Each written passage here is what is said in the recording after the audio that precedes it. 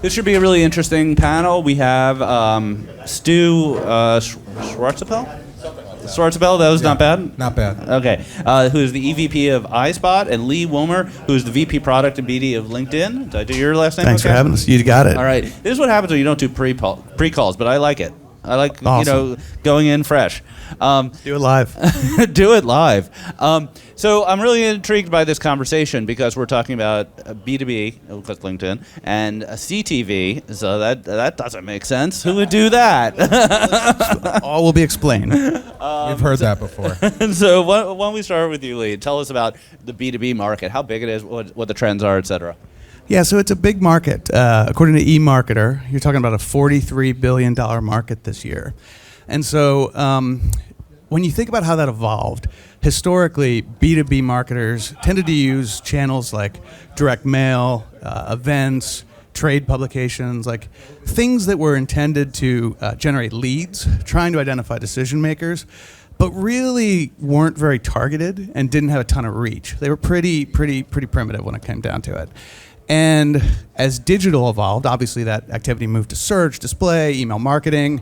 But we think that the evolution of LinkedIn ads was actually pretty significant because LinkedIn's advertising platform gave B2B marketers the ability to reach LinkedIn's billion members and target them based on really precise attributes. So think about people's titles, their function, their seniority, their industry, the things you find on a LinkedIn profile. And so advertisers can use that information to get really granular in terms of targeting their audience. And so that's helped drive full funnel activity amongst our advertisers. But I would just add to that. Is this thing on? Can you guys hear me? Yeah? I would just add to that like the 43 billion number that Lee just shared, which is a pretty big number on its own right. Sure. That's before we talk about CTV. Right. Because CTV is not participating that much right now. Right. So, typically when people think of B2B, they tend to think about performance, very kind of lower funnel, granular outcomes. Yeah. Small to medium-sized businesses. But once you open up those floodgates for CTV, I think there's a lot of fresh tracks around growing that 43 billion to a bigger number. B2B's been changing a lot because we have like work from home is an issue, right? Like it's a different way to reach somebody when they're in their pajamas, right? How does that resonate? So you want me to start? Yeah. So I say this joke too much. So if I've said it to anyone in the room, I apologize in advance. Like I think there's a stigma or a stereotype around B2B advertising where it's like I have to reach someone in their office. Like, oh, they're on like a trading floor and there's like a television up on the wall. Like I'm going to serve the ad while they're like making a trade. That would be cool. It's like, that would be cool. That would be hyper targeting. But that's not how it is, right? Because the day trader or the lumberjack or the educator, they all go home every day after work and they watch television, or whether that be through linear or over the top. So I think there's a big opportunity with CTV to kind of reach people where they are, even if it is with a B2B message. Yeah, I think going a level deeper on the tech, like most of the sort of programmatic B2B companies are using like the IP addresses of work locations as the primary way to reach them. And you don't get that executive who's at home watching golf or whatever. So the cool thing, if I may, please do. If I may flatter your metadata. Oh, definitely. The cool thing about LinkedIn, aside from the fact that they have a billion people, is that those billion people are obsessively updating their profiles every time they have a kind of work-life event. You get promoted, you get a new job, you get a new certification, you have a piece of news or a project that got press coverage around it that you're proud of, and that leads to extremely robust metadata that they have access to in order to understand what professionals look like as a cohort group, and then work with companies like iSpot to find those people wherever they are. I'll take it a different direction and just say, in terms of the trends, I mean, the proliferation of video as an advertising medium, we're seeing it emerge in a major way. And so one stat you might not be aware of is that at this point, 71% of B2B buyers, the decision makers, are Gen Z or millennial. And so you're talking about a group of decision makers that are digital native. They grew up with social media. They grew up with video. And they're a cohort that really expects authenticity and trust in the messages they receive and in the brands that they're going to engage with.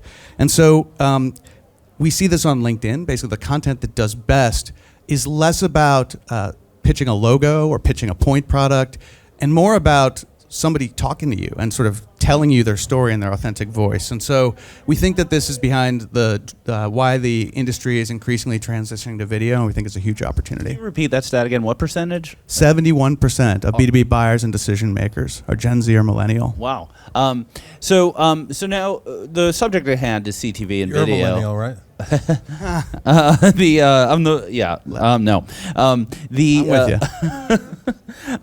The subject at hand is video and CTV, and I think when you think B2B CTV, when I do, I definitely think about like a sort of a bit of a static message during like a golf, like some company I've never heard of who wants me to transform my enterprise using some language I don't understand, but that's changing. So like what is the kind of vanguard of CTV and B2B? Either one, both of you, I'd love to hear from. Well, I mean, if you think about, two examples, like what Salesforce is doing with Matthew McConaughey and taking those ads and showing them and using, LinkedIn targeting. I'm using Salesforce as an example, but they could use LinkedIn targeting to get that ad with Matthew McConaughey in front of the right audience, or ServiceNow with Idris Elba. We think that companies that are using influencers and celebrities in a way that tell their story are actually really effective. But the other thing to keep in mind is at any given time, 95% of B2B buyers are out of market. Out of market meaning what? They are not actually in market for the product at hand or the service at hand. They're not looking to replace their data warehouse. Yeah, the contract that they're currently in is not up yet. Maybe they have a long deal cycle to evaluate, vendors or suppliers.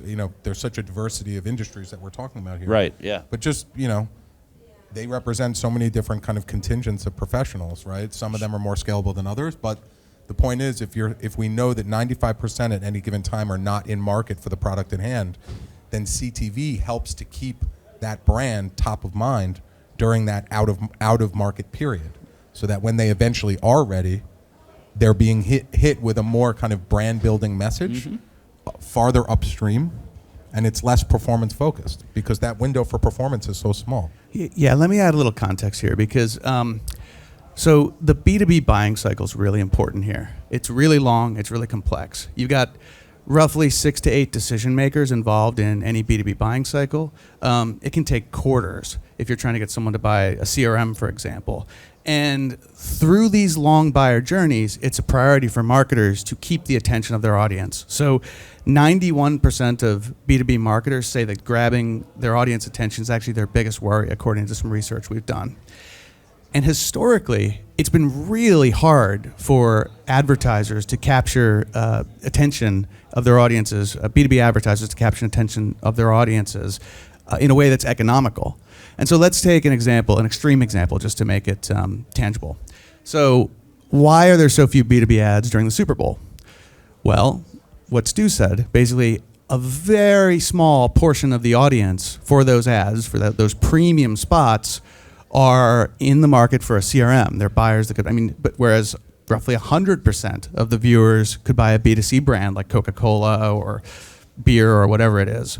Maybe not 100% for beer. We found out in the last panel only 98% of people eat chocolate. There's 2% who don't. Okay. Well, but it's a lot closer to 100% than CRM buyers. Hopefully you'll give me that. But in any event, they're still competing for the same slots on the same prices, and they can't compete.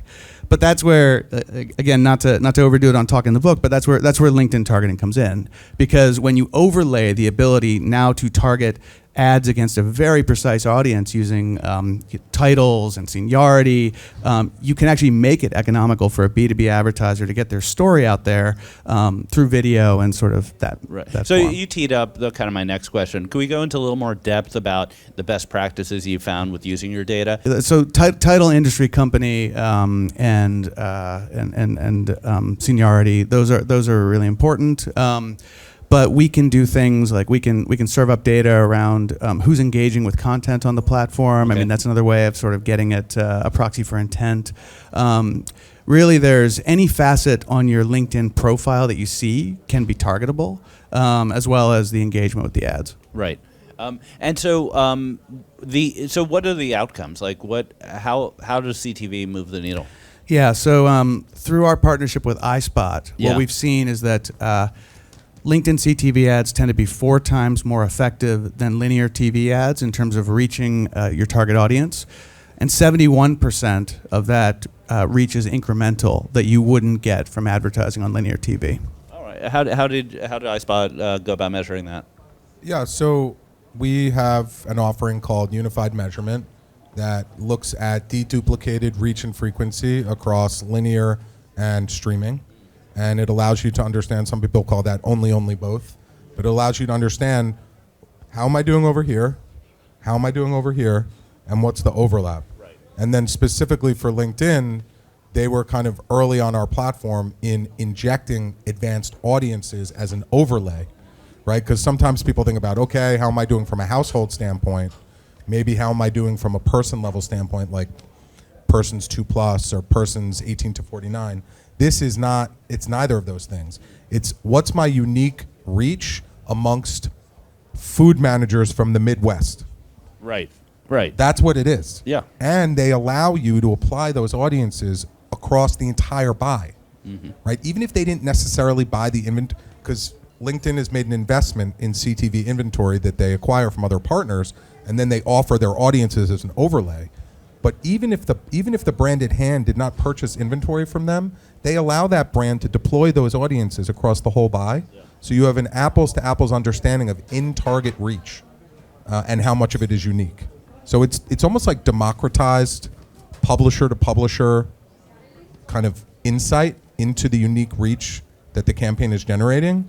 And in a lot of instances, LinkedIn is not even seeing these results because there's first-party data involved. So it's really, there's a kind of a new layer of transparency for the brands.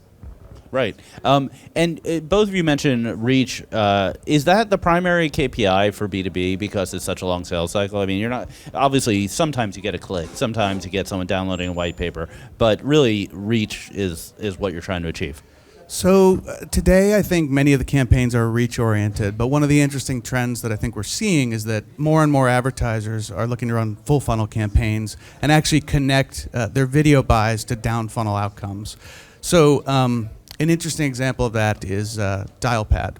So Dialpad's a leading cloud service company that was looking to drive pipeline. So that's actually a goal that we see from a lot of our advertisers, increasing pipeline.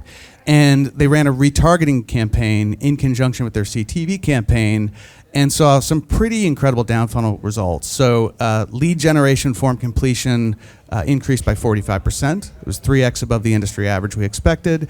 And they drove $43 million of pipeline, which was above their, which was a great outcome for them and something that was like very much one of their goals. And so that transition to full funnel is increasingly a trend that I think is emerging. So in that case, maybe it's too technical, but you reach them with CTV, and then whoever was reached, you then put into a list and targeted using programmatic? Yeah, you can see that's right. So you can retarget them, and then you can see very clearly the behavior of the person that was touched by that campaign. Got it. So just to wrap up, let's talk about the trends. What's coming next for B2B marketing, either in CTV or otherwise? Do you want to start? I would say from a trend standpoint, we're seeing incrementality against linear as becoming table stakes.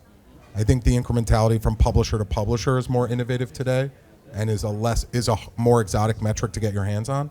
So I would say that's a... Do you think, a follow-up question, do you think that this is mostly exciting for folks who already have a linear investment, or is there a scale question? I would actually flip that and say it's more exciting for small to medium-sized brands that previously could not get into video, right? CTV opens that door. So I would say it's actually there's more volume in the small to medium-sized that will have access to this. All right, well, on that, let's call it. So, Lee and Stu, thank you so much. This was a great conversation. Thanks for having us. Thank you, Ari.